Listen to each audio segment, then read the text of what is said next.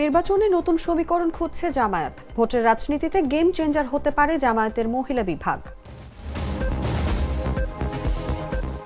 4 রাজনীতিবিদকে নিয়ে new York যাচ্ছেন প্রধান উপদেষ্টা। বিশ্বের সামনে গণতান্ত্রিক রাষ্ট্র ব্যবস্থা প্রতিষ্ঠার অঙ্গীকার তুলে ধরার প্রত্যাশা। শেখ হাসিনার মামলায় নাহিদ ইসলামের জেরা শেষ। দল হিসেবে আওয়ামী লীগকে বিচারের আওতায় আনার দাবি। এশিয়া কাপের সুপার 4-এ আজ লড়বে 2 চিরশত্রু। ম্যাচ শুরুর আগে ভারত পাকিস্তান সীমান্তে গোলাগুলি। এবং সুপার 4-এ ভুল ভ্রান্তি কাটিয়ে সহজ জয় বাংলাদেশের। শ্রীলঙ্কাকে হারিয়ে ফাইনালের স্বপ্ন দেখছে টাইগাররা।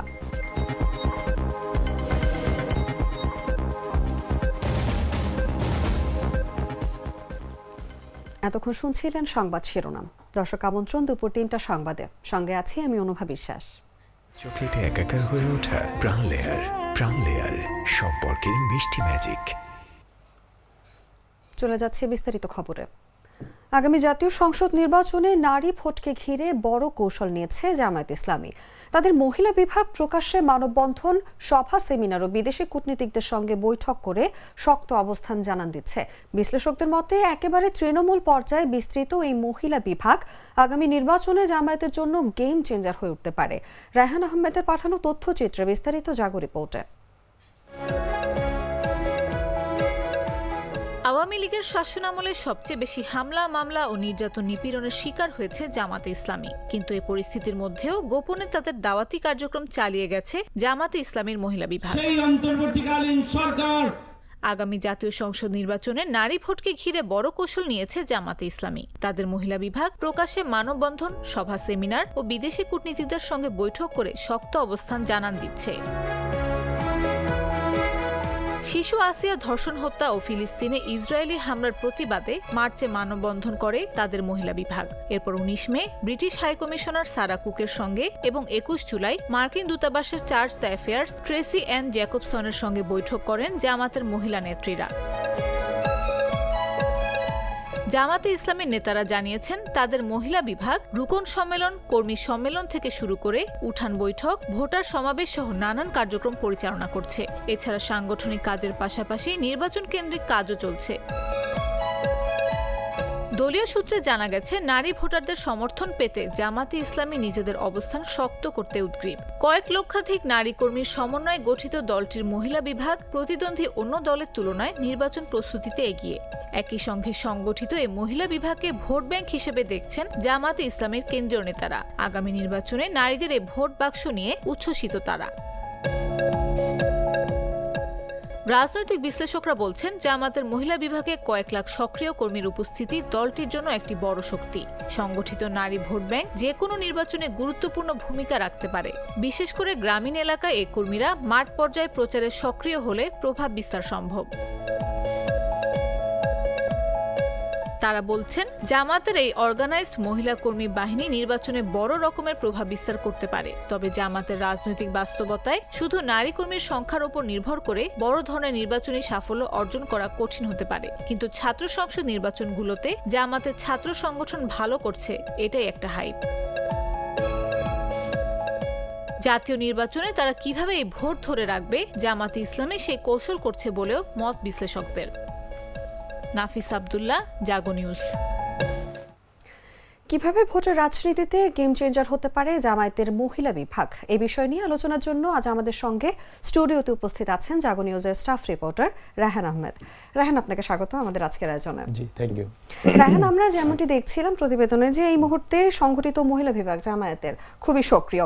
সংগঠিত এই মহিলা বিভাগের বিপুল সংখ্যা কর্মী কি সত্যি নির্বাচনে জামায়াতের জন্য গেম চেঞ্জার হবে, এই ব্যাপারে আপনার কি মতামত? জি, আপনাকে ধন্যবাদ। আসলে গত 5 আগস্টের পর থেকে বাংলাদেশ জামাত ইসলামী প্রকাশ্যে আসলে রাজনীতি শুরু করেছে। এর আগে বিগত 15 বছরই তারা মোটামুটি অপ্রকাশ্যে ছিল এবং বাংলাদেশের অন্য যে বৃহৎ রাজনৈতিক দলগুলো রয়েছে তাদের একটা ট্যাগ ছিল যে জামাত শিবির গুপ্ত দল, এরকম একটা ট্যাগও ছিল। তো তাদের এই প্রকাশ্যে আসার পাশাপাশি তাদের যে মহিলা বিভাগ অর্থাৎ বৃহৎ একটি বিভাগ, তারাও কিন্তু প্রকাশ্যে কাজ শুরু করেছে। তারা বিভিন্ন জেলা উপজেলা সমাবেশ থেকে শুরু করে তাদের বাড়ি, উঠান বৈঠক সহ নানা কার্যক্রম তারা প্রচারণা শুরু করছে। তো এই বিষয়ে আসলে জানার জন্য আমি বাংলাদেশ জামাত ইসলামী মহিলা বিভাগের সঙ্গে কথা বলেছিলাম। তারা যেমনটি জানিয়েছেন যে আসলে তাদের এই এখন এখন পর্যন্ত তাদের প্রায় 6 লক্ষ কর্মী রয়েছে এবং তাদের প্রায় 40,000-এর বেশি রোকন রয়েছে। রোকন হচ্ছে বাংলাদেশ জামাত ইসলামীর মহিলা বিভাগের সর্বোচ্চ একটি বিভাগ। তো আসলে এখন এটি গেম চেঞ্জার হতে পারে কিনা সেটা নিয়ে হচ্ছে প্রশ্ন। আপনি জানেন যে বাংলাদেশ পরিসংখ্যান ব্যুরোর একটি তথ্য রয়েছে, সেখানে বাংলাদেশের জনসংখ্যার মোট 51% হচ্ছে নারী, অর্থাৎ এটি হচ্ছে নারীদের বিশাল একটি ভোট ব্যাংক কিন্তু নির্বাচনে অনেক বেশি প্রভাব ফেলবে। তো সেক্ষেত্রে বাংলাদেশ জামাত ইসলামীর যে মহিলা বিভাগটি রয়েছে তারা খুব সংগঠিতভাবে তারা আসলে কাজ করে যাচ্ছে। আমি যেমনটি বলেছিলাম তাদের প্রায় 6 লক্ষের মতো কর্মী রয়েছে এবং 4 লক্ষের মতো হচ্ছে আপনার রুকন রয়েছে, আর এছাড়া সহযোগী সদস্য রয়েছে অসংখ্য। তো এই যে প্রায় মিনিমাম 10 থেকে 15 লক্ষের মতো একটা বিভাগ জামাত ইসলামী মহিলা, তারা অবশ্যই ভোটে অনেক বেশি প্রভাব ফেলতে পারে তারা ধারণা করছে। যেমনটি আপনি বলছিলেন যে 6 লক্ষ কর্মী রয়েছে মহিলা বিভাগে যারা কিনা সক্রিয়ভাবে কাজ করে যাচ্ছে।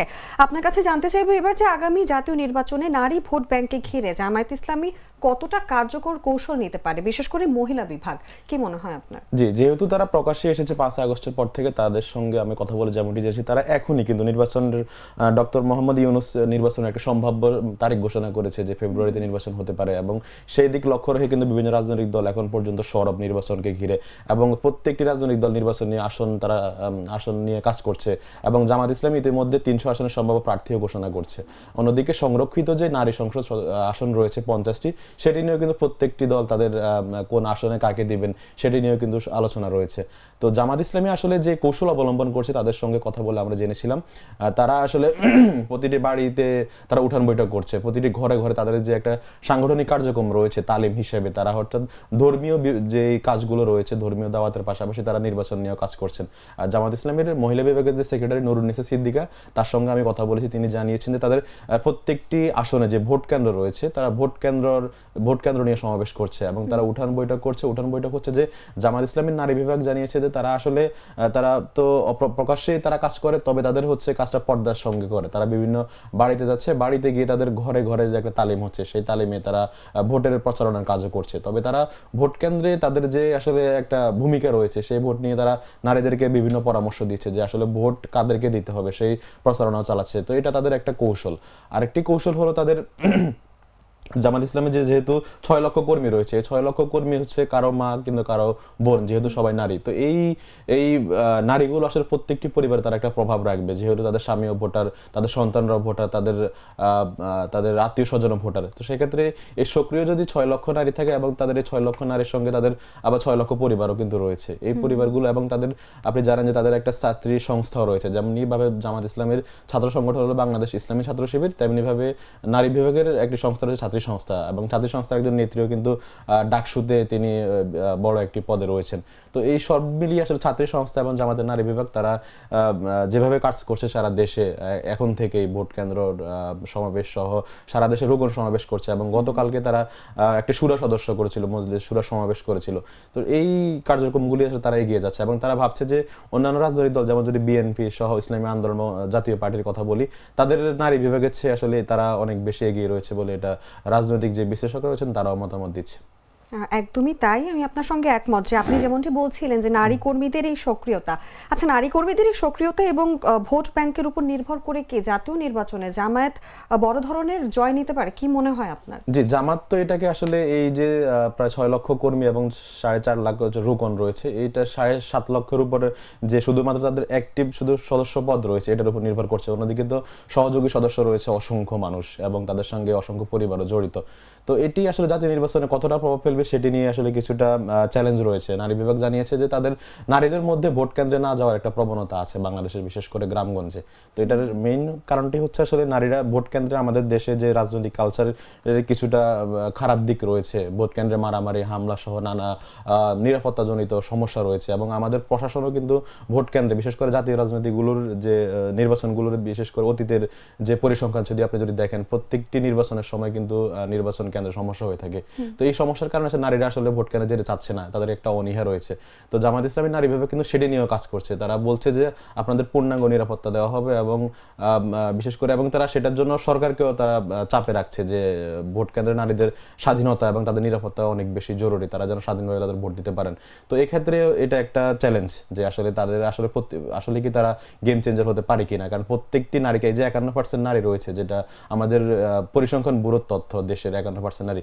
এই প্রত্যেকটি আবার এখানে যে নারীদের প্রত্যেকটি দলের আবার নারী কর্মী রয়েছে, যেমন বিএনপির নারী কর্মী রয়েছে। তো জামাতের যারা অ্যাক্টিভ রয়েছে তারা এই ভয় পাচ্ছেন যে যেহেতু তারা আবার রিলিজিয়াস, তাদেরকে ভোট কেন্দ্রে নেওয়াটা একটু সমস্যা। আরেকটা চ্যালেঞ্জের দিক হলো আসলে অনেকগুলো পরিবার রয়েছে জামাতে, তারা বলছেন যে আমরা আসলে আমাদের সহযোগী সদস্য যারা বা যারা সমর্থক যারা, তারা কিন্তু তাদের পরিবারও অনেক বেশি বাংলাদেশের বিশেষ করে পরিবারের যে সমস্যাগুলো, আমাদের পিতৃপ্রধান পরিবার, তাই প্রত্যেকটি পরিবারের নারী কিন্তু সেই তার কথা অনুযায়ী কিন্তু তার স্বামী ভোট দিবে না, বা তার দেখে তার ছেলে ইউনিভার্সিটিতে পড়ছে সেই কথা অনুযায়ী সে ভোট দিবে না। সেক্ষেত্রে নারীর কথা অনুযায়ী সবাই যে ভোট দিবে এটারও কিন্তু গ্যারান্টি আমরা দেখছি না। তবে যদিও তাদের কর্মী যারা এবং রুকন সদস্য যারা, তাদের কিছু প্রভাব আছে, কিন্তু সহযোগী সদস্য যারা তাদের প্রভাব আছে কিনা সেটা জানা যাচ্ছে না। তো এই সব কিছু চ্যালেঞ্জ রয়েছে, এই চ্যালেঞ্জগুলো যদি তারা উঠতে পারে, কাটিয়ে উঠতে পারে, তাহলে আশা করা যাচ্ছে যে এটা তাদের গেম চেঞ্জার হতে পারে। রায়হান, খুব সুন্দর করে বলছিলেন আপনি। আপনাকে অসংখ্য ধন্যবাদ আমাদের আয়োজনে যুক্ত থাকার জন্য। Thank you.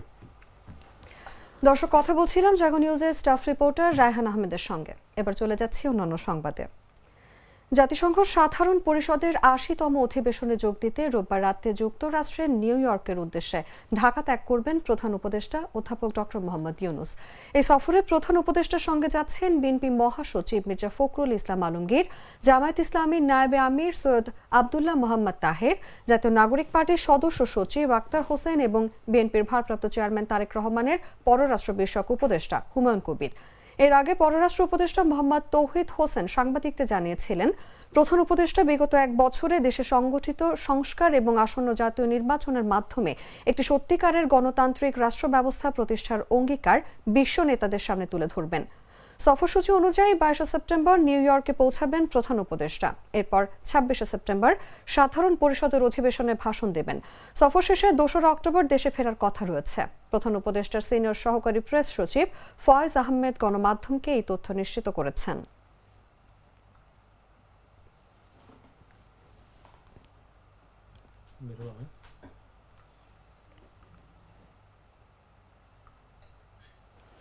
চলতি বছর শিক্ষার্থীদের হাতে নতুন বই তুলে দিতে দেরি হলেও আগামী শিক্ষাবর্ষে জানুয়ারিতেই শিক্ষার্থীরা নতুন বই পাবে বলে জানিয়েছেন অর্থ উপদেষ্টা ডক্টর সালেউদ্দিন আহমেদ। বলেন, এবার শিক্ষার্থীরা যেন জানুয়ারিতেই নতুন বই পায় সেজন্য সেপ্টেম্বরে অর্ডার দেওয়ার উদ্যোগ নেওয়া হয়েছে। রোববার সচিবালয়ে সরকারি ক্রয় সংক্রান্ত উপদেষ্টা পরিষদ কমিটির বৈঠক শেষে সাংবাদিকদের প্রশ্নের উত্তরে তিনি এসব কথা বলেন। তিনি জানান, এরই মধ্যে কিছু অর্ডার দেওয়া হয়েছে, যাচাই বাছাই করে বাকিগুলো সেপ্টেম্বরের মধ্যেই দেওয়া হবে। তিনি বলেন, এর আগে যারা যারা পেয়েছিল তাদের বইয়ের মান কেমন ছিল, কাগজের কোয়ালিটি কি ছিল এবং কারা একাধিক পাচ্ছে, মনোপলি হচ্ছে কিনা, আমরা সে কারণে লিস্ট থেকে আরেকটু যাচাই বাছাই করব। আজকে বই কেনার যে প্রস্তাব ছিল সেটি প্রত্যাহার করা হয়েছে।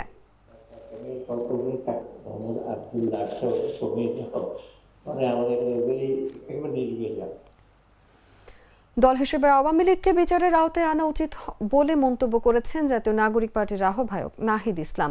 রোববার আন্তর্জাতিক অপরাধ ট্রাইব্যুনাল 1-এর চেয়ারম্যান বিচারপতি মোহাম্মদ গোলাম মর্তুজা মজুমদারের নেতৃত্বাধীন 3 সদস্যের আন্তর্জাতিক অপরাধ ট্রাইব্যুনালের বিচারিক প্যানেলে শেখ হাসিনা ও আসাদুজ্জামান খান কামালের পক্ষে রাষ্ট্র নিযুক্ত আইনজীবী মোহাম্মদ আমির হোসেন তাকে জেরা শেষ করার পর সাংবাদিকদের প্রশ্নের জবাবে তিনি এমন কথা বলেন। এর আগে জেরার সময় শেখ হাসিনা যেহেতু দলীয় প্রধান, সুতরাং রাজনৈতিকভাবে তার যত অপরাধ এটা আওয়ামী লীগের দলীয় অপরাধ ট্রাইব্যুনালে, এমনটি দাবি করেন নাহিদ ইসলাম।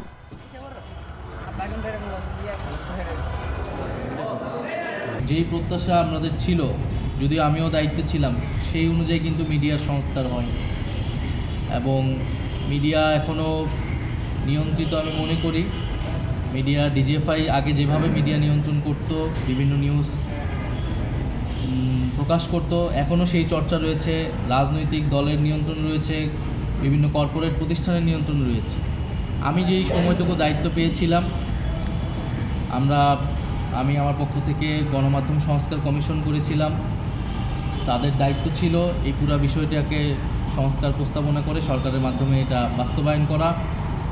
আমরা মিনিস্ট্রি থেকে যে মামলাগুলো হয়েছিল সাংবাদিকদের বিরুদ্ধে, যাদের বিরুদ্ধে অভিযোগ ছিল, একটি কমিটি করা হয়েছিল যারা মামলাগুলো নিয়ে পর্যালোচনা করবে। আইন মন্ত্রণালয় সুপারিশ সেই সুপারিশও করেছিল।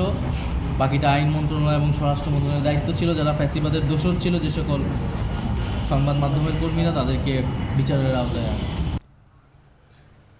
পোষ্যকোটায় ভর্তি কার্যক্রম স্থগিতের ঘোষণার পর থেকে রাজশাহী বিশ্ববিদ্যালয় ক্যাম্পাসে থমথমে পরিস্থিতি বিরাজ করছে। পাশাপাশি শিক্ষকদের কর্মবিরতিও শুরু হয়েছে। রোববার সকাল থেকে বিশ্ববিদ্যালয়ের বিভিন্ন সড়ক ও একাডেমিক ভবনগুলোতে শিক্ষার্থীদের স্বাভাবিক উপস্থিতি দেখা যায়নি। অধিকাংশ জায়গাতেই শুনশান নীরবতা। শিক্ষার্থীদের একটি অংশের কঠোর আন্দোলন, অনশন ও প্রশাসনের সঙ্গে সংঘর্ষের জেরে শনিবার গভীর রাতে বিশ্ববিদ্যালয় প্রশাসন পোষ্যকোটায় ভর্তি কার্যক্রম স্থগিত ঘোষণা করে। এরপর থেকে সাধারণ শিক্ষার্থীরা ক্যাম্পাসে আসা এড়িয়ে চলছেন। এদিকে বেলা 11টায় ছাত্রদল সহ বিভিন্ন রাজনৈতিক সংগঠন বিক্ষোভ কর্মসূচি ঘোষণা করেছে। সকাল থেকে ক্যাম্পাস জুড়ে গুঞ্জন ছড়িয়ে পড়ে যে কোনো সময় বড় ধরনের বিক্ষোভ বা মিছিল হতে পারে। ফলে শিক্ষার্থী, শিক্ষক, কর্মকর্তা ও কর্মচারীদের মধ্যে আতঙ্ক দেখা দিয়েছে।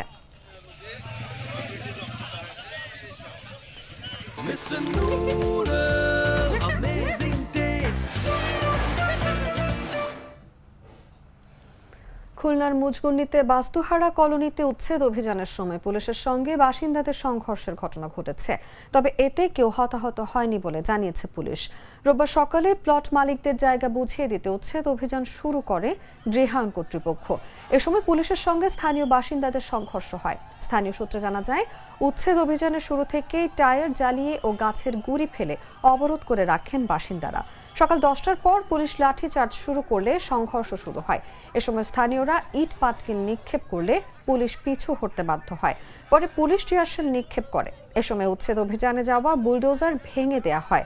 খুলনা মেট্রোপলিটন পুলিশের অতিরিক্ত পুলিশ কমিশনার রাশিদুল ইসলাম বলেন, সংঘর্ষের ঘটনার পর গৃহায়ণ কর্তৃপক্ষ উচ্ছেদ অভিযান স্থগিত করেছে। পুলিশ বাস্তুহারা স্থান থেকে সরে গেছে। বর্তমানে অবস্থা স্থিতিশীল রয়েছে।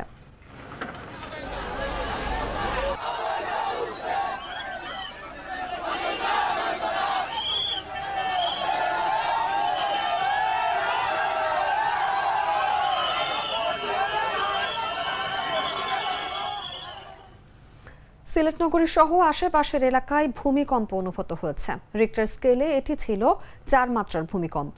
এটি হালকা মানের ভূমিকম্প। রোববার দুপুরে বাংলাদেশ আবহাওয়া অধিদপ্তরের ভূমিকম্প পর্যবেক্ষণ কেন্দ্রের ভারপ্রাপ্ত কর্মকর্তা রুবায়েত কবির জাগো নিউজকে এই তথ্য নিশ্চিত করেছেন। রুবায়েত কবির জাগো নিউজকে বলেন, ভূমিকম্প সংঘটিত হওয়ার সময় 12টা 19 মিনিট। এর উৎপত্তিস্থল ছিল সুনামগঞ্জ জেলার ছাতক উপজেলায়।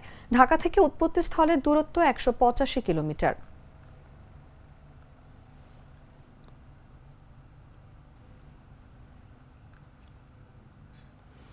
শুভ মহলের মধ্য দিয়ে আজ আনুষ্ঠানিকভাবে শুরু হলো সনাতন ধর্মাবলম্বীদের সবচেয়ে বড় উৎসব শারদীয় দুর্গাপূজা।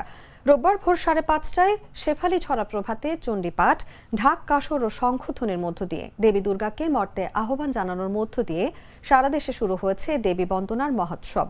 মহালয়া মানেই পিতৃপক্ষের অবসান ও দেবী পক্ষের সূচনা। শ্রী শ্রী চণ্ডীপাঠের মাধ্যমে দেবী দুর্গার আবাহনী মহালয়া হিসেবে পরিচিত। এই চণ্ডীতে বর্ণিত আছে দেবী দুর্গার সৃষ্টি ও তার মহিমার কাহিনী। ভক্তদের বিশ্বাস, আজকের দিনে দশভুজা দেবী শক্তিরূপে মণ্ডপে মণ্ডপে অধিষ্ঠান নেবেন। মহালয়া উপলক্ষে দেশজুড়ে বিভিন্ন মন্দির ও পূজা মণ্ডপে ঘট স্থাপন ও বিশেষ পূজা অনুষ্ঠিত হচ্ছে। শারদীয় দুর্গাপূজার অপরিহার্য অংশ হিসেবে মহালয়া শুধু দেবী আবাহনের দিন নয়, এটি সনাতন ধর্মাবলম্বীদের কাছে নতুন শুভ সময়ের সূচনাও বটে। প্রতিবছর শরৎকালে কৈলাস পর্বত থেকে মা দুর্গার আগমনকে কেন্দ্র করে বাংলার গ্রাম থেকে শহর সবখানেই ভক্তদের মধ্যে সৃষ্টি হয় আনন্দ উল্লাসের পরিবেশ। এই উপলক্ষে রাজধানী সহ সারা দেশের পূজা মণ্ডপগুলো এখন সাজসজ্জায় আলোকোজ্জ্বল।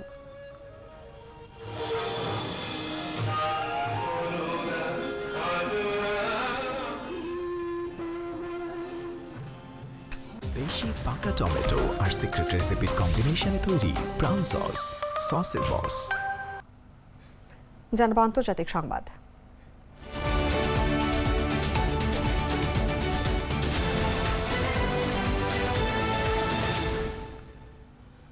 দুর্গাপূজার আমেজে ভাসছে পশ্চিমবঙ্গ, কিন্তু এরই মধ্যে হঠাৎ মুষলধারে বৃষ্টিতে ভাসল কলকাতা। শনিবার বজ্রবিদ্যুৎ সহ প্রবল বৃষ্টিতে শহরের বিভিন্ন এলাকায় পানি জমে যায়। আবহাওয়া দপ্তর জানিয়েছে, দক্ষিণ ও উত্তরবঙ্গের বিভিন্ন জেলায় আরও ভারী বর্ষণের সম্ভাবনা রয়েছে। হিন্দু সম্প্রদায়ের মানুষের সবচেয়ে বড় উৎসব দুর্গাপূজা। পশ্চিমবঙ্গে এরই মধ্যে পূজার আমেজ শুরু হয়ে গেছে। এই সময় রাজ্যের বিভিন্ন জেলা থেকে কলকাতায় কেনাকাটা করতে আসে অনেকেই। কিন্তু পূজার আমেজের মধ্যে শনিবার হঠাৎ করেই মুষলধারে বৃষ্টিতে ভাসল কলকাতা শহর। বর্ষা বিদায় নিলেও এখনো প্রায় সময় বৃষ্টির দেখা মিলছে। গত কয়েকদিন ধরে কলকাতায় আকাশের মুখ ভারী থাকায় বিভিন্ন ব্যবসায়ী সহ মৃৎশিল্পের বেশ ক্ষয়ক্ষতি হয়েছে। जो पुराना पाइप सब था तोड़ दिया, देने के बाद सब पाइप 19-20 हो गया, इससे सब अंदर में पानी आ जा रहा है। कौन सा मार्केट है? ये मैदान मार्केट है, जिसका पूरा नाम है डॉक्टर बीसी राय मार्केट। तो ये जो हाल क्यों हुआ? और हाल तो इसलिए हुआ, बोला ना, मैदान मार्केट का हाल इसलिए बुरा हुआ मेट्रो रेल के लिए। कब से जमता है? जो से वो लाइन बना मेट्रो रेल सब पुराना पाइप का तोड़ दिया, सब कनेक्शन उल्टा पल्टा हो गया, इसलिए पानी जम रहा है। पीछे जल जमता है? हाँ पीछे जल हाँ, पानी होगा, काहे नहीं पानी होगा। শনিবার হঠাৎ করে বজ্রবিদ্যুৎ সহ মুষলধারে বৃষ্টির ফলে কলকাতার বিস্তীর্ণ অংশে পানি জমে গেছে। বৃষ্টিতে পূজাপণ্ড হওয়ার আশঙ্কা দেখা দিয়েছে। এরই মধ্যে কোন কোন দিন ভারী বৃষ্টির সম্ভাবনা রয়েছে সেটা জানিয়ে দিয়েছে কলকাতার আলিপুর আবহাওয়া দপ্তর। আবহাওয়া দপ্তরের প্রাদেশিক কর্মকর্তা সোমনাথ দত্ত জানিয়েছেন, শনিবার দক্ষিণবঙ্গের একাধিক জেলায় বিক্ষিপ্তভাবে বজ্রবিদ্যুৎ সহ ভারী বৃষ্টির সম্ভাবনা রয়েছে। উত্তরবঙ্গে এখনও ভারী বর্ষণের পূর্বাভাস রয়েছে। আগামী সপ্তাহে বঙ্গোপসাগরে একটি নিম্নচাপ তৈরি হতে পারে, ফলে দুর্গাপূজায় আবহাওয়ায় প্রভাব পড়বে এবং বৃষ্টির সম্ভাবনা রয়েছে। আলিপুর আবহাওয়া দপ্তর আরও জানিয়েছে, এই মুহূর্তে উত্তরপ্রদেশ থেকে বাংলাদেশ পর্যন্ত বাতাসের উপরিভাগে একটি নিম্নচাপ রেখা সক্রিয় রয়েছে। এর প্রভাবে উত্তরবঙ্গে বৃষ্টি হচ্ছে। দক্ষিণবঙ্গের কলকাতা সহ বেশ কিছু জেলায় বিক্ষিপ্তভাবে বৃষ্টিপাত হতে পারে। উত্তর 24 পরগনা, দক্ষিণ 24 পরগনা, পশ্চিম মেদিনীপুর, পূর্ব মেদিনীপুর, ঝাড়গ্রাম, বীরভূম, পুরুলিয়া, মুর্শিদাবাদ এবং নদিয়া জেলায় শনিবার এবং রোববার ভারী থেকে অতি ভারী বৃষ্টির সম্ভাবনা রয়েছে। উত্তরবঙ্গের ক্ষেত্রে দার্জিলিং, কালিম্পং, কোচবিহার, জলপাইগুড়ি এবং আলিপুরদুয়ারে বজ্রবিদ্যুৎ সহ বৃষ্টির সম্ভাবনা রয়েছে। শনিবার কলকাতার সর্বনিম্ন তাপমাত্রা 28.4 ডিগ্রি সেলসিয়াস এবং সর্বোচ্চ তাপমাত্রা 32.4 ডিগ্রি সেলসিয়াস থাকবে, যা স্বাভাবিকের চেয়ে 2.1 ডিগ্রি বেশি। টি-20 এশিয়া কাপের সুপার 4 পর্বে আজ মুখোমুখি হতে যাচ্ছে ভারত আর পাকিস্তান। রোববার দুবাইয়ে ম্যাচটি শুরু হবে আজ বাংলাদেশ সময় রাত 8:30টায়। এদিকে এশিয়া কাপ ম্যাচের আগে ভারত পাকিস্তান সীমান্তে গোলাগুলি হয়েছে। এর ফলে আবারও উত্তেজনা ছড়িয়ে পড়েছে দুই দেশে। ভারতীয় সংবাদ মাধ্যমগুলো দাবি করেছে, শনিবার কাশ্মীরের কুপওয়ারা জেলার নওগাম সেক্টরের নিয়ন্ত্রণ রেখায় ভারত পাকিস্তান সেনাদের মধ্যে গোলাগুলির ঘটনা ঘটেছে। ভারতীয় সংবাদ মাধ্যম নিউজ 18 এর প্রতিবেদন অনুযায়ী পাকিস্তানি সেনারা গুলি চালালে ভারতীয় সেনারাও পাল্টা জবাব দেয়। ভারতীয় সেনা সূত্রকে উদ্ধৃত করে জানানো হয়েছে, ছোট অস্ত্র দিয়ে এই গুলি চালানো হলেও এটি আনুষ্ঠানিক যুদ্ধবিরতি লঙ্ঘন হিসেবে গণ্য হয়নি। ইন্ডিয়া টুডের তথ্য অনুযায়ী শনিবার স্থানীয় সন্ধ্যা 6:15 দিকে শুরু হওয়া এই গোলাগুলি প্রায় 1 ঘন্টা ধরে চলে। তবে কোনো হতাহতের ঘটনা ঘটেনি। এশিয়া কাপের আগে সীমান্তে এমন ঘটনা দুই দেশের মধ্যে উত্তেজনা বাড়িয়েছে।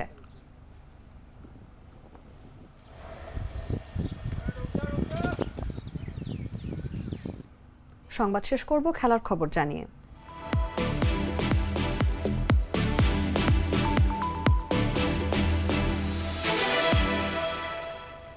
শ্রীলঙ্কাকে 4 উইকেটে হারিয়ে লিটন দাসের দল ফাইনালের পথে এক পা এগিয়ে গেল। মোস্তাফিজুর রহমান, তানজিদ হাসান তামিম ও তাওহিদ হৃদয়ের বিশেষ অবদান ম্যাচ জয়ে বড় ভূমিকা রাখে। এই জয় এখন দেখাচ্ছে আরও বড় স্বপ্ন, এশিয়া কাপ ফাইনাল। আগামী বুধবার ভারতের এবং পরদিন পাকিস্তানের সঙ্গে ম্যাচ ফাইনালে পৌঁছানোর সম্ভাবনা নির্ধারণ করবে।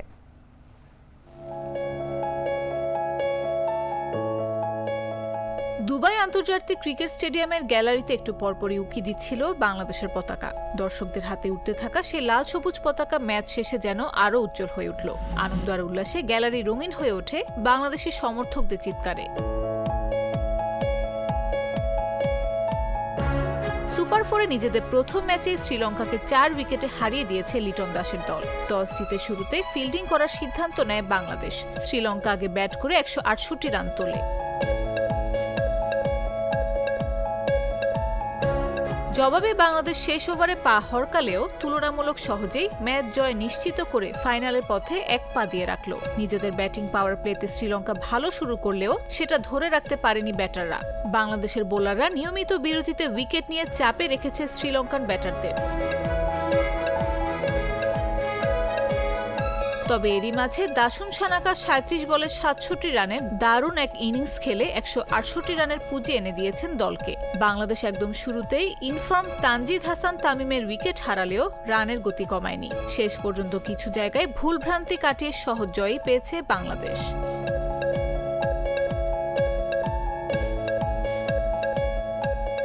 এই ম্যাচে আবারও আলো ছড়িয়েছেন মোস্তাফিজুর রহমান। মাহিদি আরশাদ বোলিং যখন শ্রীলঙ্কাকে চাপে রেখেছে, তখন সাইফ হাসান জানান দেন তিনিও আছেন। কিছুক্ষণ তার সঙ্গী ছিলেন লিটন দাস। ক্যাচ ফেলার হতাশা ভুলে শেষটা রাঙিয়ে তোলেন তাওহিদ হৃদয়। এমন ছোট ছোট মুহূর্ত মিলিয়েই বাংলাদেশ লিখল দারুণ এক জয়ের গল্প। যে জয় এখন দেখাচ্ছে আরো বড় স্বপ্ন, এশিয়া কাপ ফাইনাল। আগামী বুধবার ভারতের বিপক্ষে ম্যাচ, পরদিন পাকিস্তানের বিপক্ষে। এই দুই ম্যাচের একটি জিতলেও বাংলাদেশের ফাইনাল খেলার যথেষ্টই সম্ভাবনা থাকবে। নাফিস আব্দুল্লাহ, জাগো নিউজ। সংবাদ শেষ করার আগে শিরোনামগুলো জানিয়ে দিচ্ছি আরো একবার।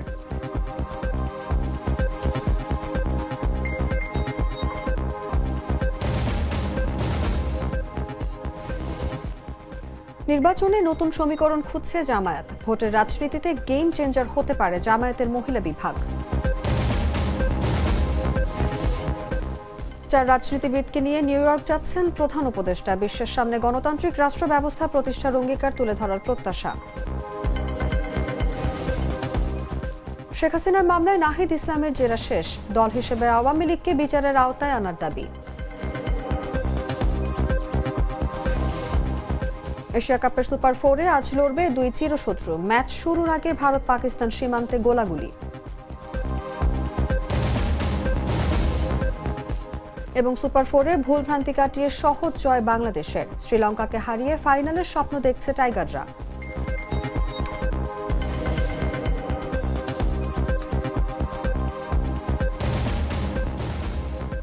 দর্শক, এই ছিল এখনকার মতো। এরপর বিকেল 5টায় দেখবেন দেশজুড়ে সংবাদ। প্রতি মুহূর্তে সর্বশেষ খবর জানতে ভিজিট করুন jagonews24.com। ফলো করুন আমাদের ভেরিফাইড ফেসবুক পেজ এবং সাবস্ক্রাইব করুন জাগো নিউজের ইউটিউব চ্যানেল। ধন্যবাদ সবাইকে।